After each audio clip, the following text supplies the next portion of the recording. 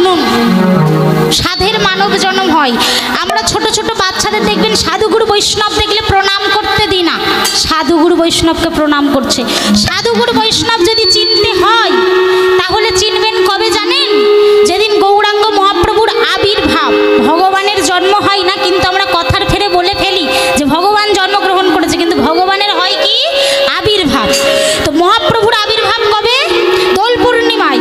ওই দোল পূর্ণিমার দিন আপনারা বৈষ্ণব চিনবেন। ভাবুন কি করে চিনবেন?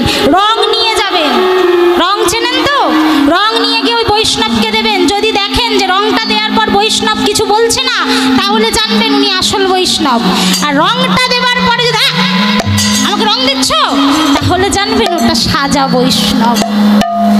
কারণ বৈষ্ণব হওয়ার জন্য অনেক স্বীকৃতির প্রয়োজন হয়। হাজার হাজার জীবাত্মা জন্মাতে জন্মাতে যেমন মনুষ্য জন্ম লাভ করে, আবার মনুষ্য জন্মের স্বীকৃতির ফলে একটা জীবাত্মা কৃষ্ণ তথা বৈষ্ণব রূপে লাভ করে। এটা আমার কথা নয়, তত্ত্ব রসামৃত জ্ঞান মঞ্জুরিটা খুলবেন, দেখবেন ওর মধ্যেই লেখা আছে এই কথাটা। কিন্তু সেই সাধুগুরু বৈষ্ণবকে দেখলে আমরা প্রণাম করি না, তাকে এড়িয়ে চলি। এটা ভুল কথা। দুটো কথা বলতে গেলে একটা ভুল হতেই পারে।